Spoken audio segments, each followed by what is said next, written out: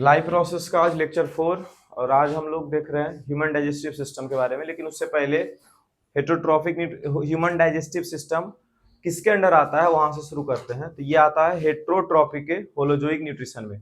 सो autotrophs और heterotrophs में बांट दिया गया था। हेटरोट्रॉप्स 3 तरह का था, होलोजोइक, सैप्रोफाइटिक और पैरासिटिक। याद है? सैप्रोफाइटिक और पैरासिटिक। इसको पूरा पढ़ने के बाद, ह्यूमन डाइजेस्टिव सिस्टम पढ़ने के बाद फिर वो दोनों भी पढ़ेंगे। वो दोनों तो बस डिफाइन और एग्जाम्पल बात खत्म हो जाएगा उतना में। सबसे ज्यादा लंबे तरीके से होलोजोइक का ह्यूमन डाइजेस्टिव सिस्टम ही पढ़ना है। होलोजोइक न्यूट्रिशन में 3 चीज पढ़ना है हम लोगों को। एक तो ह्यूमन डाइजेस्टिव सिस्टम, एक अमीबा का न्यूट्रिशन और एक पैरामीशियम का न्यूट्रिशन। तो अमीबा और पैरामीशियम का न्यूट्रिशन आप लोग पढ़ चुके हो, ठीक है, पिछले दिन पढ़ लिए थे। आज हम लोग पढ़ेंगे ह्यूमन डाइजेस्टिव सिस्टम। हालांकि होलोजोइक न्यूट्रिशन का डिफाइन यहाँ लिखा हुआ है कि जो खाना अपने बॉडी के अंदर ले जा करके डाइजेस्ट करता हो और उसके बाद फिर उसको एब्जॉर्ब, एसिमिलेट ये सब करता है, ठीक है। तो वैसे न्यूट्रिशन को हम लोग होलोजोइक न्यूट्रिशन बोलते हैं। और ये सब हम लोगों के शरीर में हो रहा है, जो ओमनीवोर हो या फिर कार्निवोर हो या फिर अमीबा को भी देखा होगा। तो जो फूड पार्टिकल था वो अपने बॉडी के अंदर ले जाने के बाद वो वैक्यूल बनाता था, देखा है ना ये, और उसके बाद भी उसका डाइजेशन शुरू होता था और एब्जॉर्प्शन। सेम प्रोसेस है ये पैरामीशियम में भी हो रहा था। यहाँ पर ह्यूमन डाइजेस्टिव सिस्टम में भी यही चीज होने वाला होगा। हालांकि होलोजोइक न्यूट्रिशन के बारे में बताया जा रहा है कि ये 5 प्रोसेस होता है इसका: ingestion, digestion, absorption, assimilation and egestion. बार बार मुंह से एक्सक्रीशन निकलने वाला होता है, कंट्रोल करेंगे और यहाँ पे इजेशन बोलेंगे, ठीक है। इंजेशन, फूड को इंजेस्ट करना, मतलब फूड को अपने बॉडी के अंदर लेना, इसी चीज को बोलते हैं इंजेशन। और वो अलग अलग ऑर्गेनिज्म में अलग अलग तरीका हो सकता है इंजेस्ट करने का। जैसे कि हम लोग खाना को मुंह में रखते हैं, ठीक है। अमीबा जो है खाना को अपने सूडोपोडिया, मतलब कि ये अपना आउटर सरफेस के पास ला करके उसको अंदर लेता है। पैरामीशियम के लिए भी ओरल ग्रूव नाम का ओरल ग्रूव नाम का एक ऑर्गन है। उसको हम लोग माउथ समझते हैं, लेकिन हालांकि उसको एग्जैक्टली माउथ तो नहीं ना लिखा गया है, उसको क्या लिखा गया था? Oral groove. याद है जी? तुम्हारा मुंह पे क्वेश्चन मार्क बना हुआ है। ओरल ग्रूव किसको बोलते हैं, याद है? पैरामीशियम का ओरल ग्रूव, जहां से वो खाना इंजेस्ट कर रहा था, है ना, जो ऐसे करके उसका स्ट्रक्चर बनाया था, ऐसे कर करके यहां से लेकर।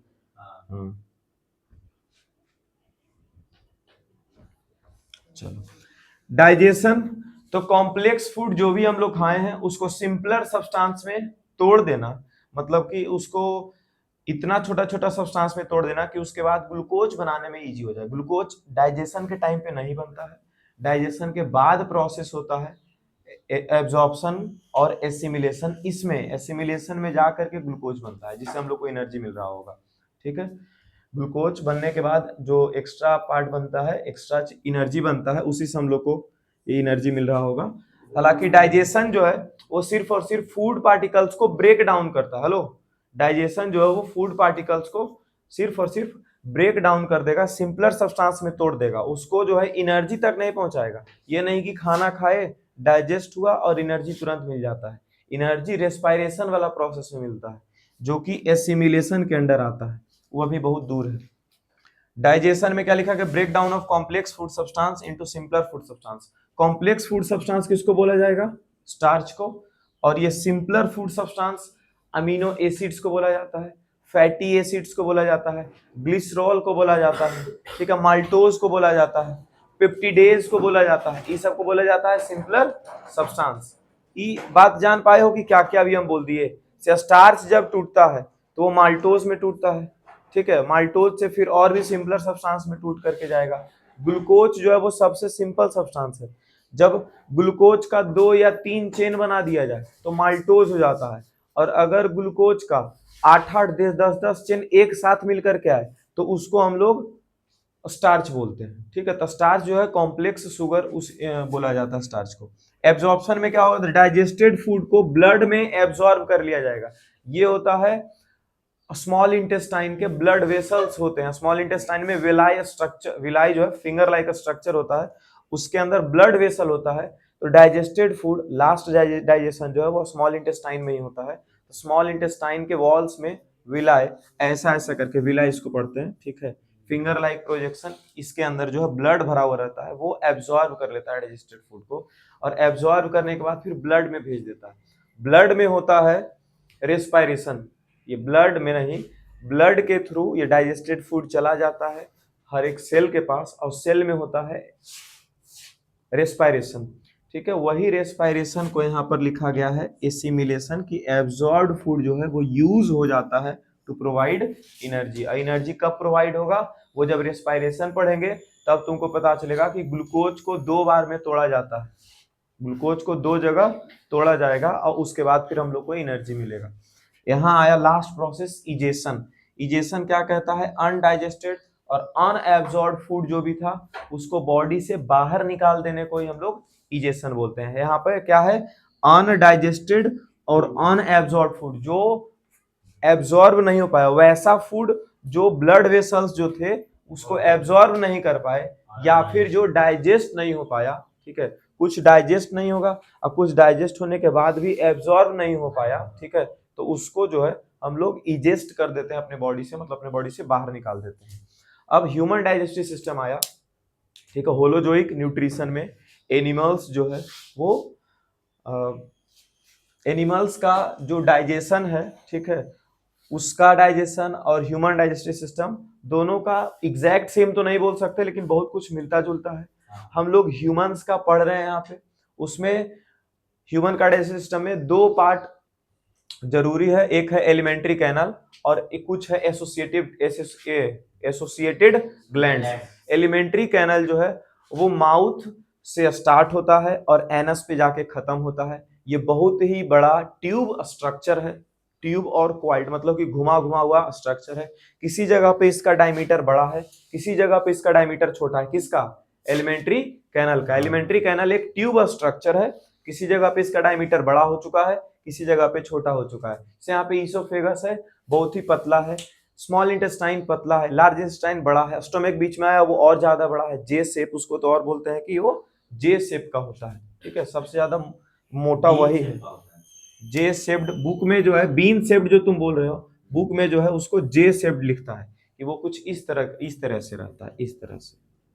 ठीक है, इसीलिए इसको जे शेप्ड लिखा जाता है। बीन शेप्ड भी लिखा जाएगा, एनसीईआरटी इसको जे शेप्ड लिखता है, इसीलिए हम लोग जे शेप्ड बोलते हैं।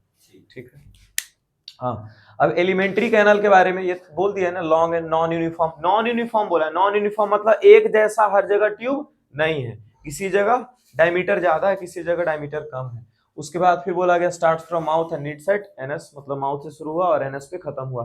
तो यहाँ पर तुमसे कोई पूछे कि डाइजेशन कहाँ स्टार्ट होता है, तो डाइजेशन स्टार्ट हो जाता है मुंह में। ठीक है, जैसे हम खाना रखे, ठीक है, सलाइवा इसके ऊपर एक्शन किया, या फिर टीथ इसके ऊपर एक्शन कर रहा है, या फिर टंग इसको मिलाने का कोशिश कर रहा है।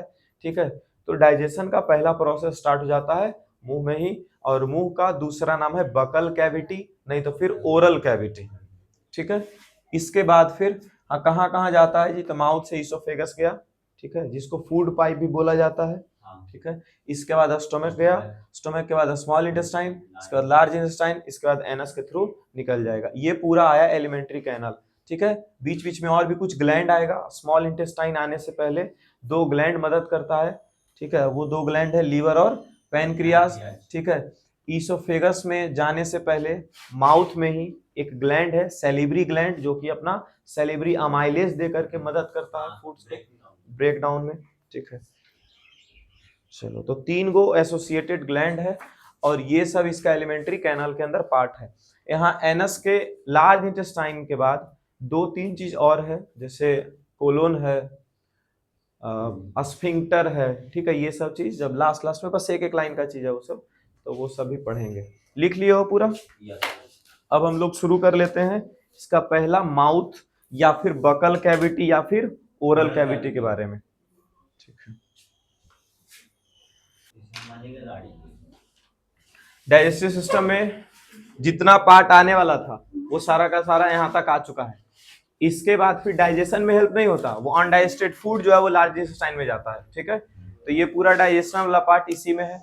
स्टार्ट होता है माउथ, जिसको हम लोग बकल कैविटी बोलते हैं और ओरल कैविटी बोलते हैं। ओरल तो इसलिए भी बोलते हैं जहां से खाना वगैरह हम किसी खाना को अंदर ले रहे होंगे, उस चीज को ओरल, जैसे पैरामीशियम भी पढ़ रहा था, तो ओरल ग्रूव उसी का नाम था जहां से खाना अंदर जा रहा था, और यहाँ पर उसी को क्या बोल रहा है, ओरल कैविटी।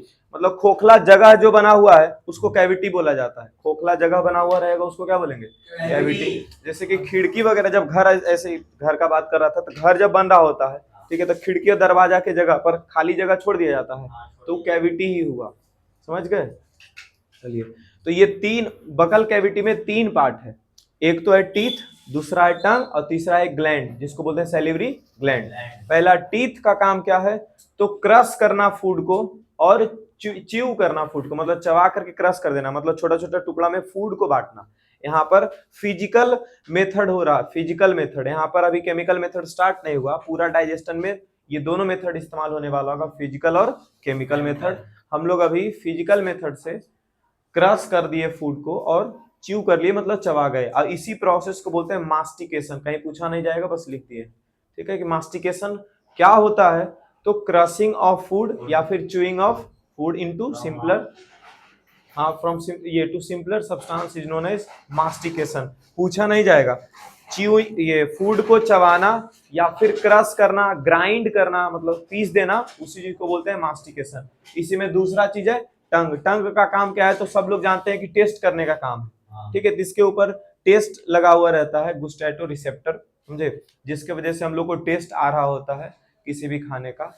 और टंग का काम है फूड को रोल करना, घुमाना, और फूड को स्वेलो ही करवाना, ठीक है। टंग अगर नहीं रहेगा तो आप सही से फूड को मिला नहीं पाइएगा इधर से उधर, ठीक, देखते हो इधर 2 बार इधर से चबाते हैं, तुरंत टंग जो है अपने आप को पता भी नहीं चलता। तुम कंट्रोल करने का कोशिश करना कि इधर तरफ से हम आज खाना नहीं खा के देखेंगे, खाना बस इधर से खा के देखेंगे। टंग, हाँ, वैसे होता है।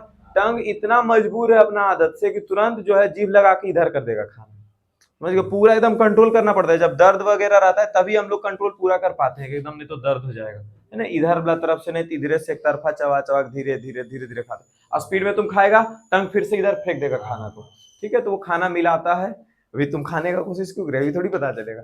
खाना मिलाता है, रोल करता है, और स्वेलो मतलब निगलने में भी मदद करता है, ठीक है। उसके बाद कौन आया, एक ग्लैंड है, सैलिवरी ग्लैंड, जो कि हम लोग के इस पार्ट पे अंदर जो गलफड़ा है, ठीक है, उसके इस पार्ट पे लगा हुआ है सैलिवरी ग्लैंड, ठीक है। सैलिवरी ग्लैंड एक केमिकल रिलीज करता है, उसको बोलते हैं सैलिवरी अमाइलेज, ठीक है। सैलिवरी अमाइलेज का काम क्या है, तो स्टार्च को तोड़ना इनटू माल्टोज, ये break down of starch into maltose. अब स्टार्च क्या होता है जी, तो स्टार्च के बारे में लिखा हुआ है कॉम्प्लेक्स सुगर, ठीक है। जो तुम माल्टोज सुनोगे, फ्रक्टोज सुनोगे, सुक्रोज सुनोगे, ग्लूकोज सुनोगे, वो सारा का सारा एक फॉर्म है शुगर का, ठीक है। क्या क्या बोल दिए, ग्लूकोज, सुक्रोज, फ्रक्टोज, माल्टोज, ये सब सब किसका है, क्या क्या, फिर से, कॉकरोच नहीं, तो ये सब सब है शुगर का ही एक पार्ट है। लेकिन स्टार्च जो है वो कॉम्प्लेक्स शुगर है, मतलब कि अगर जो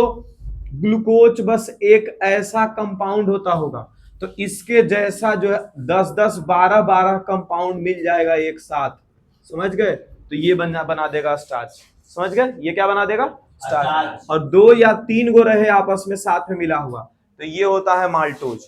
तो सबसे पहले जो हम खाना खाए, रोटी खाए या सब्जी खाए, वो स्टार्च के फॉर्म में उसके अंदर एनर्जी स्टोर रहता है।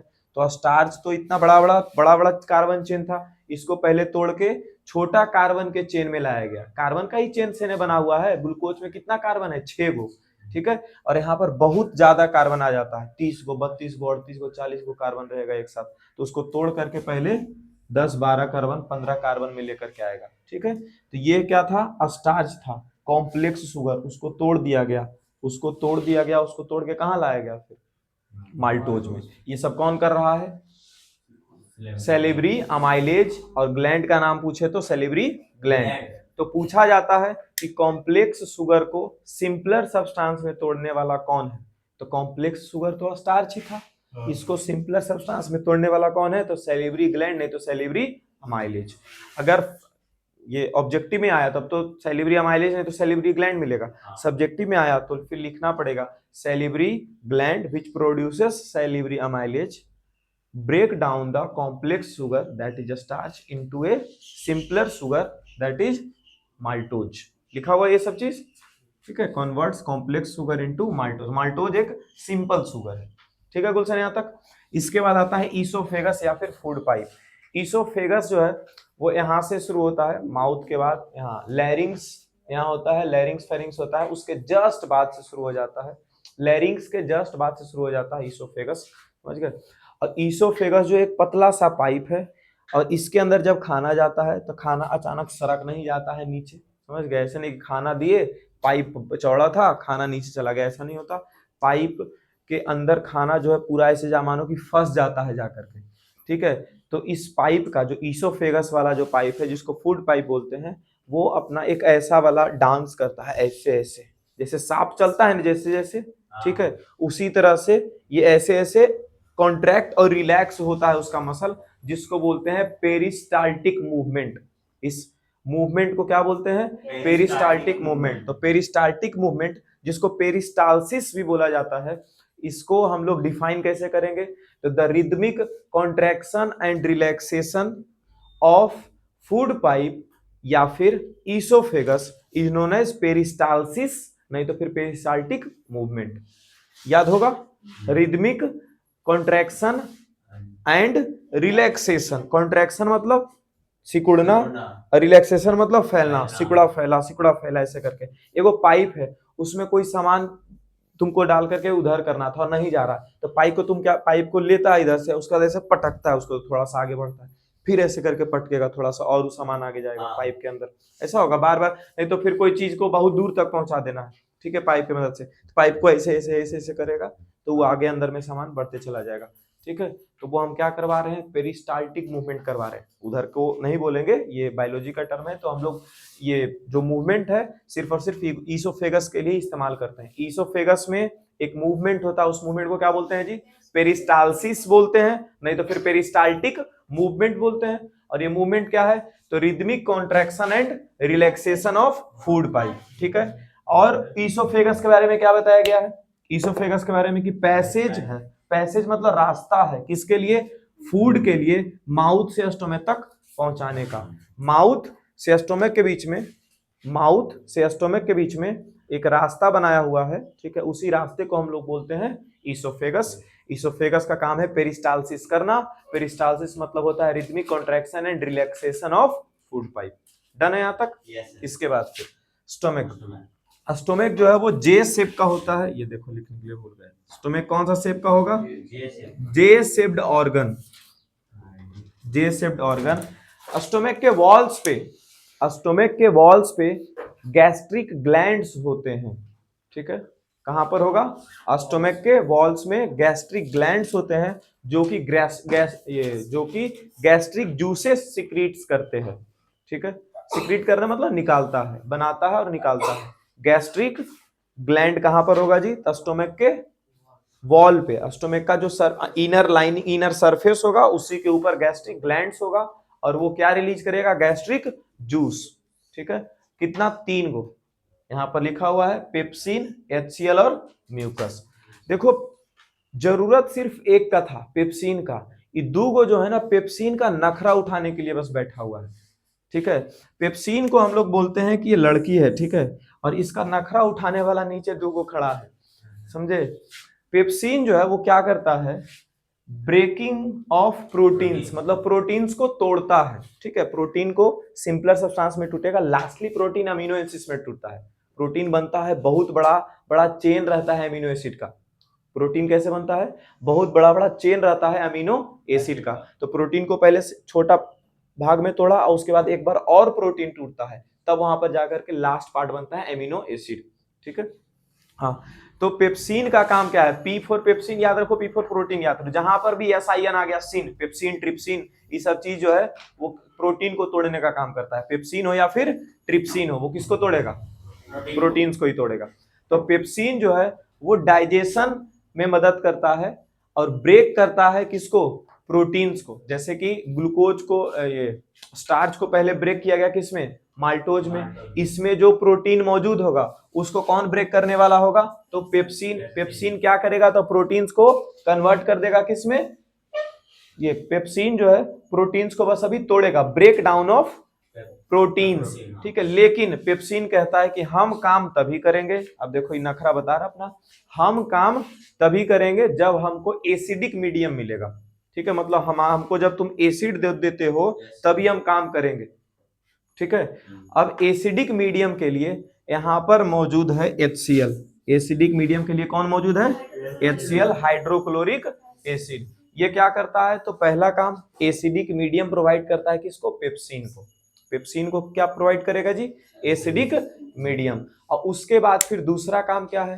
तो जो भी हम लोग खाते हैं उसमें जर्म्स और बैक्टीरिया जा सकता है खाने में, ठीक है, तो उसको मार देता है। तो किल्स जर्म्स एंड बैक्टीरिया। कौन कर रहा है ये? HCl पे भी स्टार मार्क लगाएंगे, यहाँ HCl पे स्टार मार्क और यहाँ लीवर पे स्टार मार्क, ठीक है, ये पार्ट पे।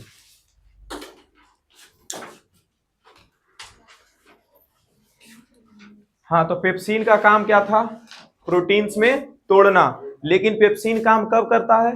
जब इसको एसिडिक मीडियम मिलता है। एसिडिक मीडियम लाने के लिए, हेलो, एसिडिक मीडियम लाने के लिए क्या करते हैं हम लोग?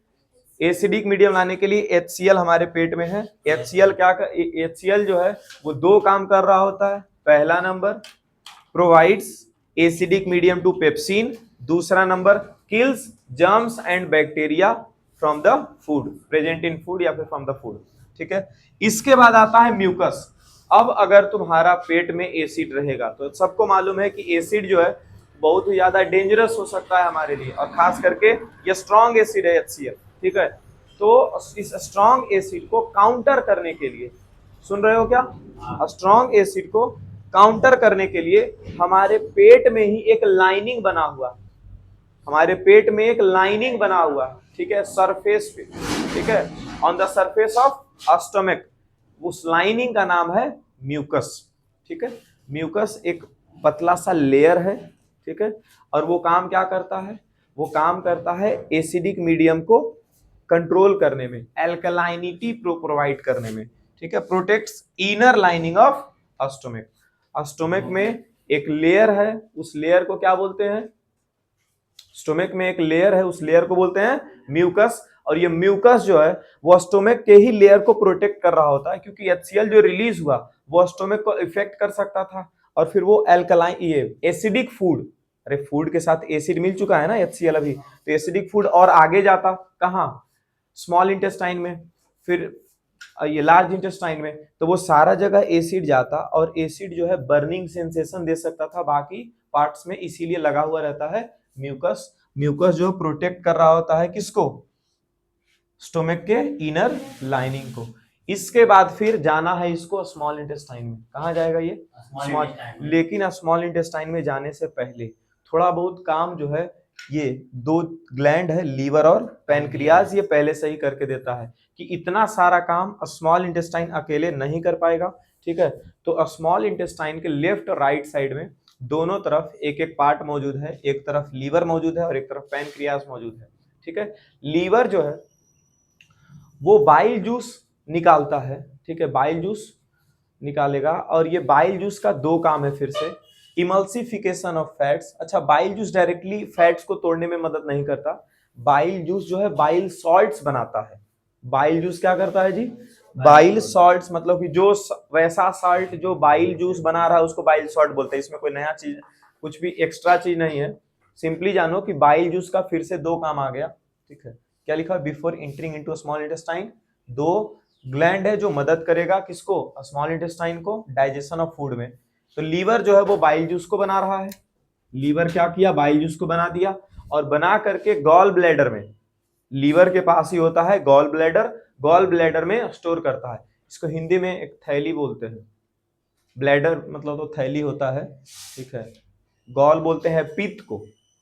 कभी ऐसा सुने हो गर्मी के दिन में खाना अगर नहीं खाते हैं, ठीक है, तो मम्मी बोलती है पित्त गर्म हो जाएगा, ऐसा सुने हो सब, ठीक है, ये इस्तेमाल होने वाला शब्द है।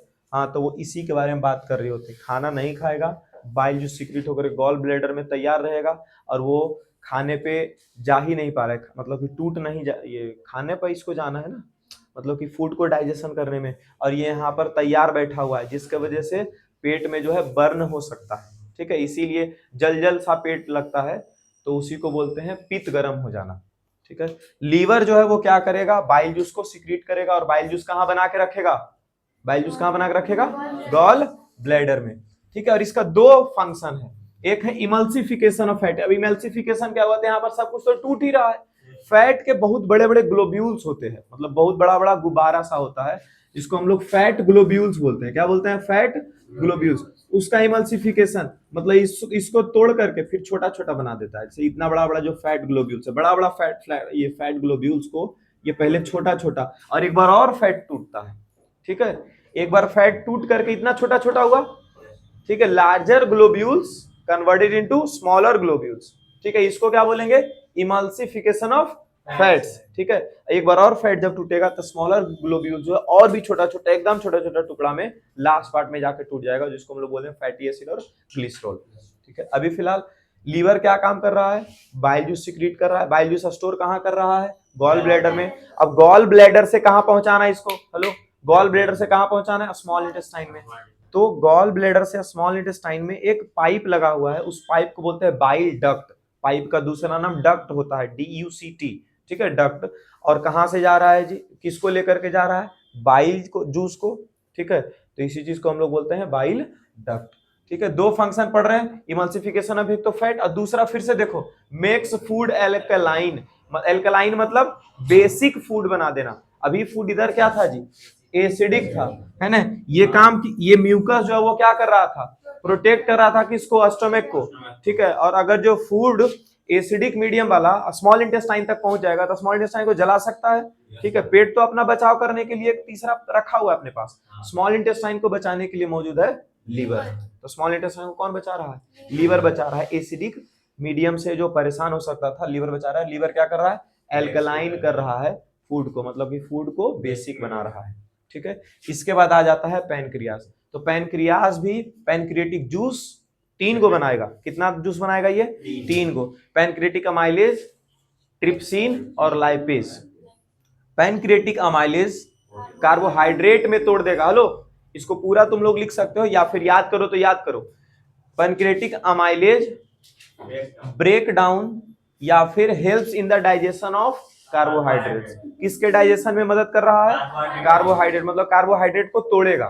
किसको तोड़ेगा, कार्बोहाइड्रेट को। और कार्बोहाइड्रेट जब टूटता है तो किस में टूटता है जी, ग्लूकोज में। कार्बोहाइड्रेट के बारे में जानते हैं ना कि हाइड्रोजन का मिलकर के ग्लूकोज बनाया था, उस फोटोसिंथेसिस वाला प्रोसेस में देखे थे। ठीक है। तो कार्बन डाइऑक्साइड से क्या बनाया जा सकता है, ग्लूकोज बनाया जा सकता है। यहाँ देखो लास्ट में लिखा होगा, कार्बोहाइड्रेट से कहा क्या बन गया है, ग्लूकोज बन गया है। अभी क्या करेगा, सिर्फ और सिर्फ ब्रेक डाउन कर देगा किसका, कार्बोहाइड्रेट्स का। ट्रिप्सिन फिर से आया तो फिर से किसको तोड़ेगा, प्रोटीन को। प्रोटीन कितना बार टूटा, 2 बार। पेप्सिन स्टोमक में, और पैनक्रियाज जो कि ट्रिप्सिन देगा किसको, स्मॉल इंटेस्टाइन को। तो ये किसको तोड़ रहा होगा, फिर से प्रोटीन्स को। और लाइपेज जो है वो किसको तोड़ेगा, इमल्सिफाइड फैट, मतलब जो फैट का इमल्सिफिकेशन हो गया था उसको बोलेंगे इमल्सिफाइड फैट। मतलब कि बड़ा बड़ा जो ग्लोब्यूल्स ऑफ फैट का, उसको पहले छोटा छोटा फैट में ले आया गया और उस छोटे छोटे फैट को भी तोड़ दिया गया। ठीक है। तो जो छोटा छोटा फैट था उसको बोला जा रहा है इमल्सिफाइड फैट। ठीक है। तो क्या ये सब तोड़ देगा पैनक्रियाज अपने, नहीं, ये सब जूस और बहुत सारा चीज प्रोवाइड करेगा। किसको प्रोवाइड करेगा, स्मॉल इंटेस्टाइन को। और ये सारा डाइजेशन जो है लास्टली स्मॉल इंटेस्टाइन में होना चालू हो जाएगा। देखो ये जो है कार्बोहाइड्रेट कहाँ टूट गया, ग्लूकोज में। मदद कौन किया था, पैनक्रियाज। मदद कौन किया था, पैनक्रियाज, कार्बोहाइड्रेट को तोड़ने में। फाइनल डाइजेशन इसीलिए बोलते हैं कहाँ होता है, स्मॉल इंटेस्टाइन में। और ये तीनों चीज ऐसे याद रख सकते हैं कि कार्बोहाइड्रेट किस में टूटता है, ग्लूकोज में। प्रोटीन्स किस में टूटता है, अमीनो एसिड्स में। फैट्स किस में टूटता है, ग्लिसरॉल एंड फैटी एसिड में। लास्ट में स्मॉल इंटेस्टाइन में। ये सब तो पूरा का पूरा जो काम करना था वो किया। स्मॉल इंटेस्टाइन में एक और चीज मौजूद होता है, इसके वॉल्स पे। स्मॉल इंटेस्टाइन अगर जो ये है, ठीक है, तो इस पे वॉल्स पे ऐसे करके फिंगर लाइक प्रोजेक्शंस ऐसे मौजूद हैं। इसको बोलते हैं, कोई विली इसको बोलता है, ठीक है, कोई इसी चीज को विलाय भी बोलता है। हाँ, विलाय नहीं बोलना है, विलाय बोलना है। ठीक है। ज्यादा य भी नहीं जोर डालना है, ना ज्यादा व पे जोर डालना है। ठीक है, विलाय। ठीक है। तो विलाय जो है वो फिंगर लाइक प्रोजेक्शन है। इसमें क्या भरा हुआ रहता है जी, ब्लड। इसमें क्या भरा रहता है, ब्लड भरा रहता है, और ये ब्लड जो है वो एब्जॉर्ब कर लेता है फूड को, जो डाइजेस्ट हुआ फूड उस सबको एब्जॉर्ब कर लेता है, मतलब ग्लूकोज को, एमिनो एसिड को, ग्लिसरॉल और फैटी एसिड्स सबको एब्जॉर्ब कर लेता है अपने अंदर। और इसके बाद फिर ये क्या है, ब्लड वेसल है, ये इसके अंदर क्या है, विलाय के अंदर ब्लड वेसल्स हैं, ये ब्लड वेसल्स ब्लड में लेकर के चला जाता है सब सेल के पास। अब उसके बाद फिर हम लोग जब पढ़ेंगे रेस्पिरेशन, तब पता चलेगा कि वो जो ग्लूकोज आ रहा था उसका क्या हो रहा है। ठीक है, यहाँ पे एक सेकेंड, प्रोटीन्स किस में टूटा है, अमीनो एसिड में। बताए थे प्रोटीन बहुत बड़ा बड़ा स्ट्रक्चर रहता है, ठीक है, उसको छोटे छोटे पार्ट्स में तोड़ना है तो वो लास्टली किस में टूटेगा, अमीनो एसिड। तो प्रोटीन का सिंपलेस्ट फॉर्म क्या है, हेलो, प्रोटीन का सिंपलेस्ट फॉर्म क्या है, अमीनो एसिड। स्टार्च का सिंपलर फॉर्म क्या है, सिंपलेस्ट नहीं बोलेंगे, सिंपलर फॉर्म क्या था, माल्टोज था। ठीक है, उसके बाद कार्बोहाइड्रेट को जब लास्टली तोड़ा जाएगा तो किसमें तोड़ा जाएगा, सबसे सिंपल सब्सटेंस क्या है, ग्लूकोज, माल्टोज में टूटा होगा, माल्टोज से फ्रक्टोज ये सब आकर के कार्बोहाइड्रेट में आया होगा, उसके बाद फिर ग्लूकोज में आया होगा। फैट कैसे कैसे टूटा, फैट पहला बार टूटा किसके मदद से, बाइल जूस की मदद से। किसमें टूटा, फैट जो है उसको बोलते हैं इमल्सिफिकेशन ऑफ फैट, पहला बार जब टूटा तो। दूसरा बार के लिए फिर से लाइपेज मदद किया, दोनों मदद किया फैट्स को तोड़ने में। ठीक है, लाइपेज कैसे मदद किया, तो इमल्सिफिकेशन ऑफ फैट। अच्छा, ये क्वेश्चन के बारे में भी छूट जाता, एक क्वेश्चन क्या है कि अगर जो किसी का गॉल ब्लेडर जो है वो खराब हो गया हो, होता है उम्र के साथ ये सब चीज, ठीक है, तो उसको क्या चीज, कैसे कैसा कैसा खाना नहीं खाना पीना चाहिए। जैसे ये काम क्या है इसका, फैट का इमल्सिफिकेशन, मतलब फैट को तोड़ना। फैट वाला जो भी खाना है, फैट खाना किस में रहेगा, जो भी तुम स्ट्रीट फूड खाते हो वो, जो भी तुम तला हुआ भोजन खाते हो वो, ऑयली फूड ज्यादा नहीं खाना। तो वैसे लोगों के लिए जीरो ऑयल कुकिंग सजेस्ट किया जाता है, मतलब बिना तेल का खाना सजेस्ट किया जाता है। बिना तेल का खाना बनता है, पता है कि नहीं पता है तुम लोगों को, ठीक है, बार बार पानी मार मार के खाना बनाया जाता है। ठीक है, तो वैसे लोगों को बिना फैट्स वाला खाना और स्ट्रीट फूड सबसे पहले अवॉइड करना है, और उसके बाद फिर जिस ऑयली फूड को अवॉइड करना है। ऐसे चीजों को ध्यान में रखेंगे, क्योंकि क्वेश्चन डायरेक्टली अब नहीं पूछेगा तो कैसे पूछेगा, ये वाला कहानी बना करके कि एगो आदमी है जिसका गॉल ब्लैडर खराब हो गया है, या फिर एक आदमी है, केस सब्सिडी क्यों होगा, 2 नंबर का सवाल में ये वाला लाइन लिखेगा। ठीक है, एक आदमी है जिसको डॉक्टर जो है मना किया है फैट वाला भोजन खाने से, तो उसका कौन सा ऑर्गन खराब हुआ होगा, तो गॉल ब्लैडर खराब हुआ होगा। दोनों तरफ से समझ के रखना है। चलिए।